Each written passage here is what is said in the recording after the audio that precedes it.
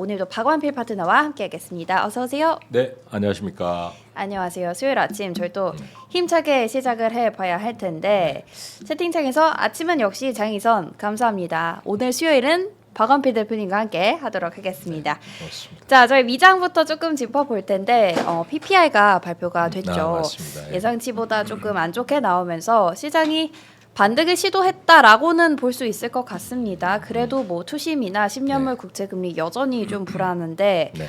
저희가 결과를 조금 어떻게 해석해 보면 좋을까요? 일단 이제 뭐 오늘 저녁에 나오는 그 소비자 물가가 이제 그 주인공이고 네. 생산자 물가가 예상보다는 좀 낮게 나와서 조금 약간 안도는 했는데 일회성 아니냐 이런 의구심을 제기하고 있습니다. 왜냐하면 네. 최근에 유럽에서도 이제 물가가 작년 8월 9월에 저점 치고 나서 한 서너 달 연속 올랐거든요.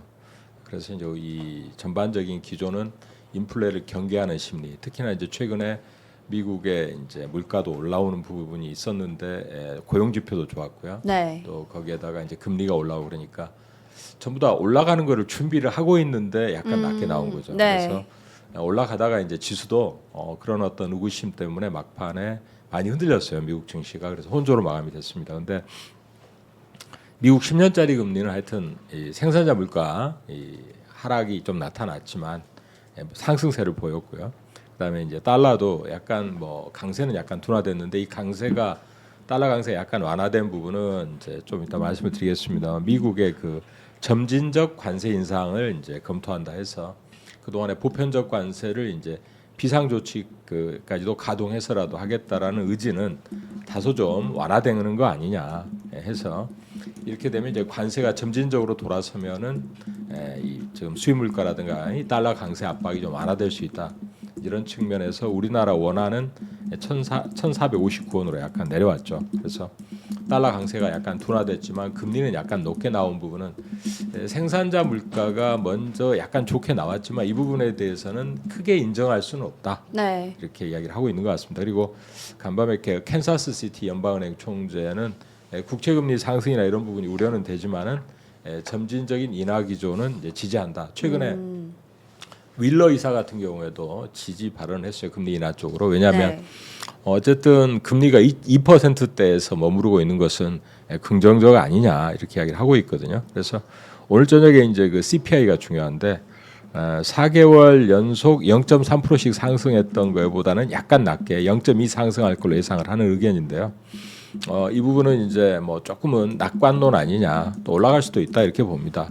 특히 이제 최근에 뭐 헤드라인 물가 쪽에서는 유가도 올라오고 근데 미국에서 보면 이제 주거비는 많이 완화되는 느낌이에요. 네. 주거비가 완화된 부분은 상당히 그래도 진정할 수 있는 부분이다. 물가에 대해서 그래서 조금 중립적으로 바라보면서 1월에는 동결 전망이 우세합니다. 그리고 우리나라는 이제 금통위가 열리죠. 그렇죠. 금통위 열리는데 이제 미국의 달러가 워낙 강하니까 만약에 금리를 인하할 경우에는 또 달러에 대비해서 원화의 네. 이자율이 매력이 떨어지면서 안 그래도 요즘에 외국인들이 우리나라 국채 선물을 대거 매도를 하는 바람에 상당히 좀 금리가 좀 약간 올라갈 수 있는 부분인데 여기서 네. 만약에 이 지금 금리가 인하될 경우에는 원화 약세 다시 한번 또 촉발할 수 있다 해서 좀 상당히 신중한 접근이 필요하다. 골드만삭스에서는 그래도 인하를 할 것 같다는 의견을 내놓고 있더라고요. 네. 자, 그래서 이제 이번 물가에 대한 부분들은 점진적 관세 인하라는 이런 부분을 이제 시장에서 좀 이렇게 화두로 던졌는데 지난번에 이제 트럼프 당선인이 이제 그런 이야기했죠.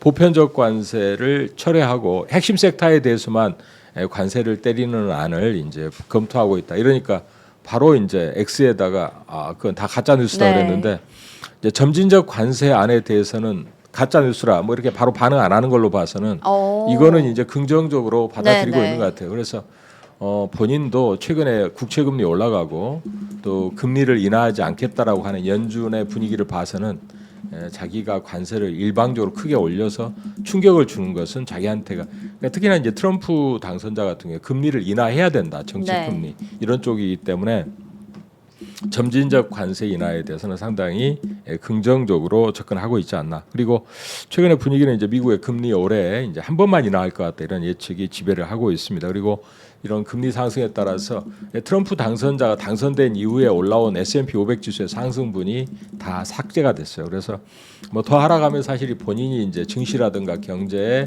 자신감을 표명하고 있는 트럼프 당선자의 자랑거리가 하나 없어지는 것이기 때문에 좀 신중을 기할 걸로 예상이 됩니다. 그래서 지금 어제 이제 골드만삭스가 내놓은 의견을 잠깐 보니까 골드만삭스에서는 이 지금 달러가 뭐 여러 가지 조치를 하더라도 앞으로 한 5% 정도는 더 강세를 보일 것 같다. 왜냐하면 이제 관세를 어떻든 때릴 것이고 그다음에 이민을 억제하고 또 감세를 가함으로 인해서 미국으로 몰려오는 돈의 흐름을 막을 수가 없다.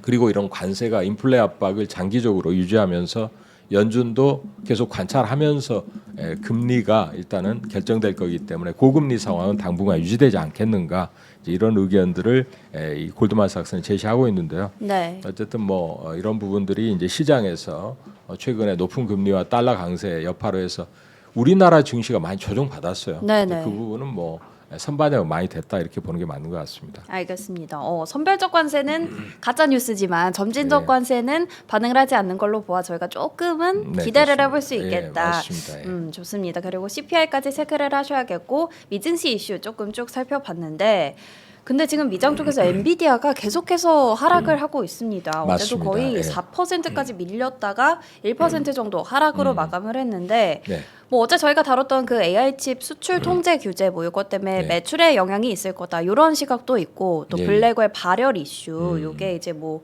그렇죠. 주문이 취소되고 있다 이것 때문에 우려감이 또 있는 것 같은데 네. 엔비디아 관련해서는 어떻게 보실까요?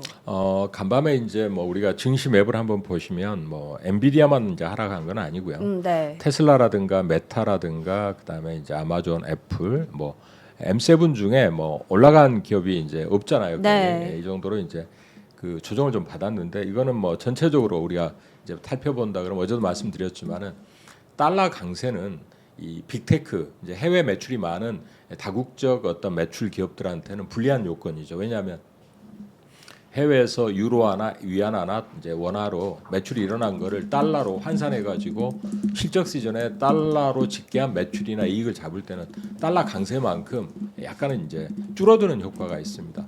우리나라는 이제 거꾸로 달러를 많이 벌어들이면 이익이죠. 달러 매출이 동일하더라도 원화로 환산했을 때 굉장히 유리하다. 그게 조선이라든가 뭐 엔터라든가 이런 게 해외 매출 비중이 많은 기업이 최근에 이제 실적 시즌에 조금 더 부각되는 건 그렇습니다. 특히 어제 보니까 뭐 현대중공업이나 뭐 이런 이제 조선업종은 이런 환율의 이제 달러 강세 때문에 영업이익이 상당히 예상보다 높게 나올 거다. 이건 네. 이제 환산 효과인데 어쨌든 M7의 어떤 달러 강세로 인한 어떤 실적 시즌의 부담은 조금 있다 이렇게 보는 게 맞겠고요. 그래서 이제 간밤에 보면은 그 모건 스탠리 같은 경우도 제가 했던 이야기를 그대로 반복하고 있더라고요. 모건 스탠리가 이제 해외 매출 비중이 작고 달러 강세의 민감도가 낮은 유틸리티라든가 통신 이런 쪽이 미국에서는 이제 더 유리하다 실적 시즌에 이렇게 이야기를 하고 있습니다. 거꾸로 이야기하면 해외 매출 비중이 많은 이 빅테크는 좀 어렵지 않냐 이번에 이 분위기가 일단은 시장에 반영되고 있다고 보는데 그걸 앞서서 이제 엔비디아만의 어떤 개별 재료만 놓고 보면 어제 이제 디인포메이션 같은 데서 분석을 내놨는데 이 GPU 엔비디아의 GPU의 기술적 결함이 과열 문제로 나타나서 이제 공급에 어떤 차질이 있지 않느냐 이렇게 네. 이야기를 하고 있고요. 이에 따라서 이제 그 또 하나가 이번에 그 가전 박람회에서 블랙엘이나 이제 루빈에 대한 언급이 없었다 보니까 애널리스트들 중에 이제 조급증이 있는 분들은 이제 벌써 이 하향 조정하는 그래서 이제 어제 HSBC에 이제 엔비디아 목표가 하향이 있었어요. 190달러에 180달러로 이제 뭐 원인은 블랙엘의 발열 문제나 AI 서버렉 판매 전망치 하향 이런 이야기가 있었고 이제 키뱅크에서도 매출 전망치를 2026년 올해는 아니죠. 그러나 어쨌든 2천억 달러에서 1,850억 달러로 약 9% 정도 하향 조정했습니다. 네. 자, 이런 분위기는 이제 뭐냐면 이 지금 아무래도 이 지금 IT가 약간 조정받고 빅테크가 캐펙스 투자 더 해도 이게 이익으로 잘 남길 수 있느냐라는 의구심과 함께 최근에 이제 탄력이 좀 약화되는 구간에서 나오고 있다라는 점에서 뭐 충분히 이제 나올 수 있는 이야기들인데 자 그러나 증거는 확실치가 않아요. 뭐 딱히 뭐 이 지금 엔비디아에서 내놓은 이야기도 없고 또 거기에다가 AI 첨단칩 규제가 일단 발표가 됐는데 이것도 이제 어제 나온 거 보면 유럽에서는 야 임기가 며칠 안 남은 이 바이든 행정부가 내놓은 AI 첨단치 규제 때문에 우리 EU 회원국 중에 일부가 피해를 보게 생겼다. 트럼프 행정부랑 우리가 이야기하자. 그다음에 이제 엔비디아 쪽에서도 보통은 그렇게 행동을 안 했는데 이번에는 바이든 너무한다. 트럼프하고 우리 이제 잘 해보겠다 이런 의지가 드러났습니다. 근데 어쨌든 이런 여러 가지 안 좋은 정황들이 있었어요. 근데 저는 조금 더 이제 구체적인 증거를 갖고 이야기해야 된다는 측면에서는 최근에 나온 대만의 이제 폭스콘 호나이 정밀의 매출이 상당히 서프라이즈하게 나왔고요. 그다음에 두 번째로는 이제 이번에 발표된 대만 반도체 TSMC의 매출도 일단은 예상보다 높게 나왔습니다. 이거는 뭐냐면 사실은 엔비디아가 발열 문제로 뭔가 불량 때문에 공급이 차질이 있다 그러면 대만 반도체나 폭스콘에서 이미 매출이 그러니까 불량품이 매출로 잡히지는 않거든요. 그래서 어쨌든 16일에 대만 반도체가 이제 확실하게 매출과 가이던스와 그다음에 이제 이런 영업이익까지 내놓을 예정이니까 하루 이틀 참으면서 간밤에는 이러한 어떤 목표가 하향이나 발열 문제 이런 걸로 해서 일단 한번 흘러내렸어요. 엔비디아가. 그래서 엔비디아가 뭐 130달러를 위협받다가 이제 겨우 1% 하락으로 마감을 했는데 자 그럼에도 불구하고 반도체 전반적으로는 뭐 그렇게 나쁘지가 않았습니다. 그래서 지금 마이크론 테크놀로지도 이제 간밤에 2.4% 상승 마감이 됐고요. 어쨌든 이 엔비디아가 이제 굉장히 어려움을 겪었지만은 반도체 업종 지수도 0.5%대의 이제 반등세를 일단은 보였습니다. 그래서 대만 반도체가 이제 16일에 실적을 발표하니까 그 부분을 좀 확고하게 좀 확인하고 나서 들어갈 필요가 있겠다는 말씀을 드리겠고 엔비디아는 이미 이제 그 이런 의구심이나 목표가 하향에 대한 부분들을 주가로 좀 반영을 했으니까 그 부분에 대해서는 너무 조급하게 판단을 내리지 않는 게 맞지 않나 이렇게 판단을 말씀드립니다.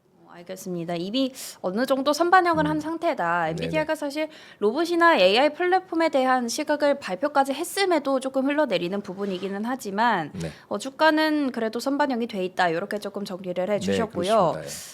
이쪽을 조금 더 짚어보자면 로봇 관련해서 사실 뭐 2025년을 주도할 섹터다 이런 얘기도 나오고 있고 국내 대기업들의 투자도 좀 이루어지는 상황에서 엔비디아도 사실 다음 먹거리로 뭐 AI, 로봇 이쪽을 계속해서 집중하고 있는 거잖아요. 그렇습니다. 뭐 관련해서 로봇주, 한국의 로봇 밸류 체인 요 정도의 가능성은 어떤 시각으로 좀 보실까요? 사실 이제 우리나라가 지금 HBM에서는 이제 하이닉스 어느 정도 잘 해주고 있지만 반도체도 전체적으로 파운드리에서 이제 대만 반도체도 못 쫓아가고 있고 이번에 최태원 회장이 이제 가전박람회에 참여했다가 젠슨왕과 대화를 나눴더니 이제 젠슨왕이 피지컬 AI에 대해서 이제 강조하니까 그에 대해서 이제 소개하는 발언을 했습니다. 근데 지금 사실 알고 보면 휴머노이드 로봇이라든가 또 이러한 이제 다양한 뭐 로보택시라든가 미래의 먹거리로 이런 쪽 예상되는 부분에 대해서 이제 미국을 쥐었다 폈다 하는 이러한 이제 일론 머스크라든가 젠슨 왕이 계속 강하게 언급을 하고 있을 뿐만 아니라 그냥 언급만 하는 게 아니라 이제 휴머노이드 로봇인 이제 옵티머스라든가 젠슨 왕도 이번에 이제 로봇 관련한 플랫폼 코스모스 등을 공개를 했는데 제가 잠깐 요약된 자료를 말씀을 드리면은 이 한국이 지금 중국과 미국 간의 이 강력한 어떤 이 휴머노이드 경쟁, 로보택시 경쟁, 자율주행 경쟁에서 한국이 좀 굉장히 좀 밀려 있어요. 그러다 보니까 삼성전자가 이제 부랴부랴 이제 조금 더 레인보우 로보틱스 지분을 상향하고 어제는 보니까 이제 삼성의 계열사로 이제 편입을 하는 거를 이제 검토를 한다 이렇게 됐는데 아마 편입하겠죠. 특별한 문제가 없으면 이제 편입한다는 건데 뒤늦었지만은 우리나라가 AI와 로봇의 결합 또 내지는 자율주행과의 결합에 있어서 이제 왜 젠슨 왕이 피지컬 AI에 대해서 강하게 언급을 했느냐? 결국은 뭐 AI만 갖고 로봇을 할 수 없는 것이고요.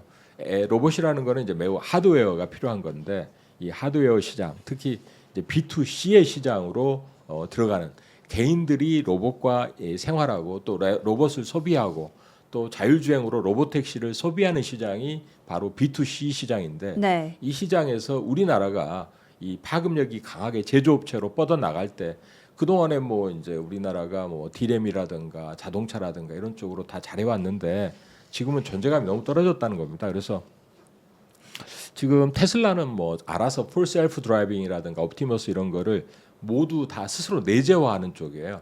로봇에 대한 이제 여러 가지 물론 부품 기자재는 그 납품을 받지만은 이제 엔비디아도 사실은 이제 세 개의 플랫폼 즉 이제 프로세싱 칩이나 훈련 시뮬레이션 이런 쪽으로 이제 플랫폼을 이제 공급해서 구독 서비스로 먹고 살겠다는 건데 네. 그렇다면 결국 몸을 만들어주는 이제 이 피지컬이 필요한 건데요. 이 피지컬과 관련해서는 이미 이 지금 엔비디아 같은 경우에는 이제 자신의 플랫폼을 이용하는 중국의 14개의 자동차 회사와 이미 이제 전기차 회사들과 관련한 자율주행이나 이런 쪽에서 이제 이렇게 협업 관계를 하고 있고요. 그다음에 또 엔비디아가 이제 로봇 관련 휴머노이드 기업과도 이렇게 이제 제휴 관계를 맺고 있는 걸 볼 수가 있습니다. 그래서 지금 AGI 즉 이제 Artificial General Intelligence 이 이제 우리가 범용 인공지능 분야에 있어서 일단은 지금 달리고 있는 웨이모나 테슬라, 아마존, 바이두 쭉 있습니다. 근데 우리나라가 여기에 하나도 지금 들어가 있는 기업이 없어요. 네. 이거 굉장히 이제 위협이 되는 거죠. 그래서 우리나라가 그나마 이제 지금 최근에 구글의 웨이모가 자율주행에 가장 5세대에 앞서 있는데 굉장히 이제 사실은 안전하게 느낀다는 겁니다. 그동안에는 자율주행을 타면 이제 굉장히 불안했는데 뭐 벌써 한 주일에 10,000건 정도만 호출하던 게 이제 작년 10월 집계를 해보니까 월 14만 건, 대략 한 달에 한 3, 4만 건, 네. 그 전보다 한 4배 정도 안전하게 느낀다는 거죠. 스마트하게 느낀다. 그래서 이 지금 자율주행이 이제 굉장히 빠른 속도로 다가오고 있어서 현대차 같은 경우에도 이제 웨이모를 이제 자신들의 이 지금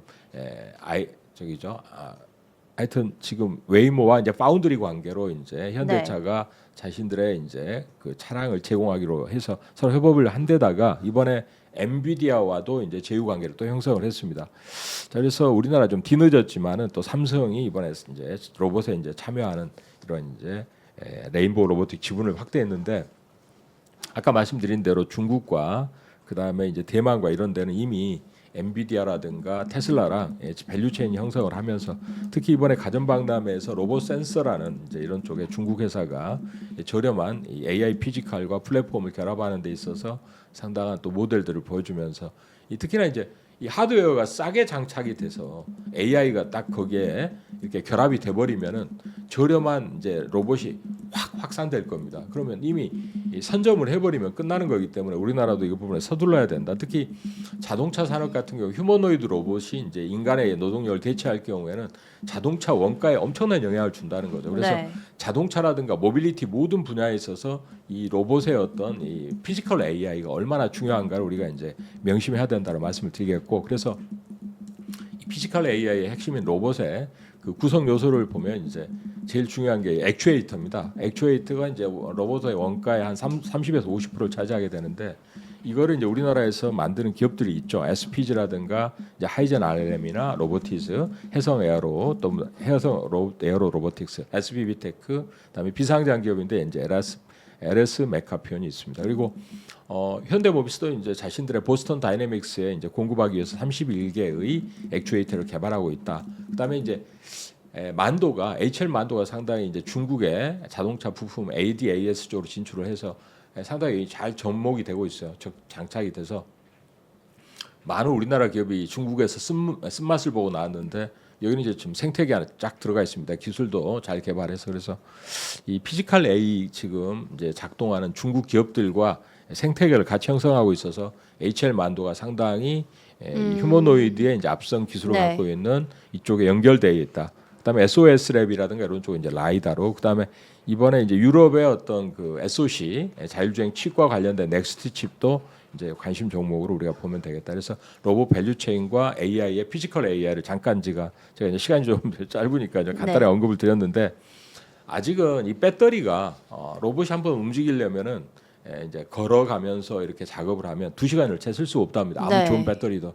그러니까 배터리가 이제 어쨌든 로봇을 쓴다는 거는 2시간마다 교체해갖고는 배터리 교체해갖고는 답이 안 나오죠. 그래서 이제는 뭐 배터리도 아주 고용량의 이제 그 에너지 밀도가 높은 배터리가 나와야 된다. 이런 여러 가지 이제 문제가 해결이 돼야 되고, 그 다음에 이런 이제 로봇의 몸체를 형성한 여러 가지도 한 8개월 이상 쓰지 못할 정도로 쉽게 마모가 되고 부서진다는 거죠. 그래서 우리가 자동차 타면 뭐 오래 타면 10년 뭐 이렇게 타잖아요.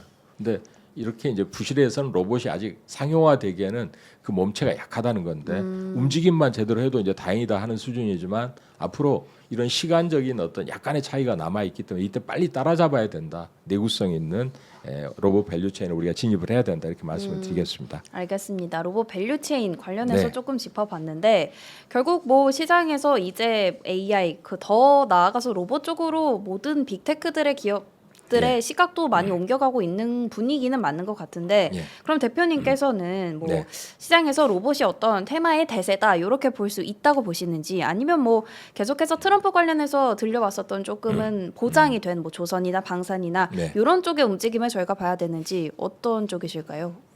일단 로봇은 당장 수익을 내주는 건 아니죠. 그쵸. 실적이 아직 나오는 거는 이제 액추에이터에서 뭐 이제 몇몇 기업들 이런 정도가 이제 이익을 조금 내거나 BP에 와 있다고 봅니다. 네. 그리고 이제 대부분 지금은 뭐 대기업들이 투자를 하니까 그 생태계 하에 들어가서 네. 이제 이렇게 움직이는 것인데요. 자, 그러나 빠른 속도로 오고 있다는 건 분명하거든요. 그래서 이 부분에서는 이제 밸류체인을 확실하게 들어가 준다면 옛날에 이제 한미 반도체 같은 경우에도 뭐 이익이 별로 안 나거나 적자 상태에 있었지만은 HBM의 이제 그쵸. TC 본딩 네네. 장비를 개발을 함으로 인해서 나중에 흑자 나면서 주가 올라온 부분을 나중에 설명을 해줬습니다. 그래서 우리나라 이제 삼성에서 인수한 레인보우 로보틱스도 그러한 어떤 나름대로의 이제 BP를 만들고 감속기라든가 이런 부분들을 나름대로 개발을 했기 때문에 흑자 전환을 하면서 리더로서의 어떤 역량을 갖춰가지 않을까 이렇게 예상을 해봅니다. 네. 다만 이 로봇이라는 것은 이제 대기업에 의한 어떤 이 대기업이 후견인으로서 등장하면서 나타나는 기대 효과가 있기 때문에 그 다음에 젠슨 왕이나 이제 이 지금 일론 머스크가 자주 언급해 주니까 그런 부분이 있기 때문에 또 다른 쪽으로 이슈가 넘어가면은 또 이렇게 주춤할 수 있어요. 그래서 제가 보기에는 이번에 일론 머스크가 이제 취임을 하고 나면 조금 화두가 약간 또 바뀔 수가 있습니다. 그래서 그 화두가 약간 바뀔 때 약간 냉각기가 올 수가 있다. 네. 냉각기라는 게 뭐 급락은 아니더라도 이제 그런 때를 이용해서 재지짐하는 게 맞겠고 지금 이제 관심권에 둘 만한 이런 종목들을 아까 말씀드린 것처럼 AI 이제 피지컬 AI의 밸류체인의 기대 후보군들 중에 기술력과 또 내지는 이제 매출의 성장세가 어느 정도 가시권에 와 있는 기업 중심으로 한번 네. 선별을 해보는 게 좋을 것 같고 어제 보니까 이제 그 조선업종이 굉장히 좋았고요. 어제 또 엔터사들도 좋았습니다. 네. 제가 이제 어제 그 여러분들한테 관심 종목으로 이제 한화그룹주 좀 보시라고 말씀드렸고 네. 엔터주도 쭉 보시라고 말씀을 드렸어요. 이건 뭐냐면 이제 결국은 앞으로 다가와 있는 게 이제 현실적인 실적이라는 것이고요. 실적의 가장 큰 화두가 달러 강세가 이제 거기에 딱 자리를 잡고 있어요. 그래서 어제 보니까 뭐 이제 미국에서 조선업종에 대해서는 이제 중국 조선사가 어떤 일방적으로 자국에 이제 정책적 특혜를 받았다. 그래서 이거에 대한 이제 앞으로 어떤 제재를 가할 수 있는 근거를 마련한다. 그리고 트럼프 당선자도 이제 상업용, 군사용 이런 로봇 이제 선박에 대해서는 중국 견제하고 동맹을 통해서 해군력 강화한다. 또 이제 미국 의회에서는 364척을 전함을 이제 30년간 1조 750억 달러 투입해. 뭐 다 좋은 뉴스입니다. 근데 좀 이제 계속 좋은 뉴스가 흘러나오면서 방산과 MRO와 조선 이걸 합쳐서 이제 한꺼번에 이렇게 움직이는 섹터가 바로 하나그룹의 그룹사들로 다 채워져 있는 것 같아요. 하나오션 네. 또 하나 시스템 또 하나 엔진 또 이번에 이제 여러 가지 그 뭐 기업들의 이제 주가 흐름들이 한화에 다 뭉쳐 있습니다. 그래서 제가 이제 어제 그 말씀을 드렸는데 앞으로 뭐 조선 이렇게 하는 것보다는 제가 보기엔 하나그룹주를 이제 대표주로 보면서 하나그룹주의 등락에 좀 더 집중해 보는 전략이 네네. 그리고 갖고 계시면 뭐 미리 뛰어내릴 필요가 전혀 없는 흐름이다 이렇게 말씀드리겠습니다. 왜냐하면 지금 달러 강세가 어느 지점까지 이제 지속이 될 건가는 아직 불확실한 부분이 분명히 있거든요. 그리고 어제 이제 또 보면은 그 엔터사의 주가가 상당히 좋았는데 네. 엔터사는 이번에 이제 그 보면은 뭐 SM도 그렇고요, 또 JYP라든가 YG엔터도 그렇고 전체적으로 이제 시장에서 기대했던 어떤 여러 가지 이제 이슈가 그대로 잘 나오고 있는 것 같아요. 특히 이번에 이제 그 항공사들의 이제 항공기가 이제 추락을 하고 또 여러 가지 이제 뭐 그 정치적인 지금 현재 상황이 좀 불안정하다 보니까 조금 그랬는데. 어제 보면은 이제 JYP가 역시 스트레이트 키즈가 이제 공연 이쪽으로 이제 상당히 잠깐만요. 제가 일단 정리를 한 여기 있군요. 또 이제 YG엔터는 이제 역시 그 블랙핑크 또 베이비몬스터의 이제 해외 공연 기대감, 또 하이브는 이제 BTS 완전체 복귀 기대감도 있고, 네. 또 하이브나 이제 SM도 해외 쪽에 이제 그 현지화된 아이돌들을 이제 론칭하고자 하는 이제 이런 행사들이 있었습니다. 어쨌든 뭐 정치 상황이나 이제 이런 우리나라의 어떤 이제 항공기 추락으로 해서 애도하는 분위기가 어느 정도 진정 좀 넘어가면서 해외 공연에 따른 달러의 어떤 매출 이 부분이 이제 상당히 올해 또 특히나 이제 완전체로 컴백하는 블랙핑크나 BTS가 분명히 중심에 있다라고 보여집니다. 그래서 이 두 가지 조선이라든가 로봇, 방산 그리고 역시 엔터를 보는 전략은 이제 실적 시즌에도 굉장히 이제 주요하다 이렇게 말씀을 드리겠고, 어제 보니까 테슬라가 이제 인도 대수가 아우디보다 넘어섰다. 그다음에 또 역시 이제 어제 보니까 또 이제 새로운 테슬라의 주니퍼 네. 모델이 이제 이번에 새롭게 양극재 구성을 좀 바꾸고, 그다음에 음극재도 우리나라의 이제 해외 비우려, 그러니까 우리가 FEOC라고 그러죠. 이걸 피해서 이제 대주전자재료가 포함이 됐는데, 뭐 일단은 뭐 이제 우리가 단기적으로는 뭐 한번 랠리는 가볼 수 있는 부분인데, 어쨌든 오늘 새벽에 보면 테슬라도 좀 밀리는 부분은 이번에 그 이제 여러 가지 보조금이 축소가 되고 나면 그 테슬라의 이제 친환경 보조 이쪽에 이제 매출도 좀 약간 우려가 된다 이런 부분은 있어요. 그래서 일단 압축하는 전략이 좀 더 낫지 않나 이렇게 말씀을 드리겠습니다. 알겠습니다. 이렇게 해가지고 저희가 뭐 여러 가지 이슈들을 조금 짚어봤는데요. 네. 국내 반도체 주는 네. 제가 놓쳤네요 살짝. 네. 저희가 지금 이야기를 하다가 괜찮습니다. 좋습니다. 네. 그러면 네. 뭐 조선 여러 가지 네. 섹터들 조금 살펴봤고, 그렇다면 이제 어제도 사실 코스피 쪽에서는 외국인의 매도세가 나왔는데 네. 뭐 연기금은 방어를 해주고 있고, 오늘 CPI 발표까지는 조금 관망세를 보일 거다 이런 시각도 네, 예. 있습니다만, 뭐 전략 같은 거는 좀 어떻게 보실까요? 일단 오늘은 그 반도체가 이제 어제 미리 그 블랙웰에 이제 뭐 발열 문제 이런 게 좀 반영이 됐었던 부분이고요. 그래서 이제 조금 차분하게 반도체는 좀 조정 시에 접근하는 전략을 유지하고 하면 될 것 같고요. 역시 이제 그 유리기판은 또 계속 호조를 보이는 게임 체인저가 될 수가 있다. 이 부분을 좀 고려할 필요가 있겠고, 그다음에 이제 아까 말씀드렸던 대로 이 달러 강세의 수혜와 피해를 구분해서 이제 보면 될 것 같습니다. 제가 관심 종목으로 이제 한번 쭉 잡아봤는데 어제 이제 비슷합니다. 어떤 하나그룹주 중심으로 조정시 한번 접근하는 전략은 계속 유효하다 보고요. 네. 엔터사들도 이제 출발을 했다고 봐요. 그래서 조정시에 이제 매수하면 고점을 아마 또 넘어가지 않을까 예상을 해봅니다. 그다음에 유리기판주도 이제 SKC나 필요옵틱스, YC캠. 그다음에 아까 이제 HL 만도를 제가 이제 말씀을 드렸는데, 이제 중국에서 이 지금 피지컬 AI와 관련된 로봇 기업들과 이제 연관성이 있는 쪽에 먼저 경쟁력을 확보하고 있고요. 네. LS 일렉트릭이나 LS 에코에너지가 이제 그동안에 좀 쉬었던 구간에서 이제 올라오는 전력 설비 인프라 관련주로 좀 한번 관심을 가져보시고, 하이닉스 한미반도체 파크 시스템즈 한번 계속 이제 저점에서 매수해서 이제 트레이딩 전략으로 접근하는 것은 계속 유효하다 이렇게 말씀을 드리겠습니다. 알겠습니다. 하나그룹주, 뭐 엔터주, 유리기판까지 짚어주셨고요. 이렇게 해서 수요일 아침 오늘 이 시간 함께해 주셨습니다. 오늘 말씀 감사합니다. 네, 고맙습니다.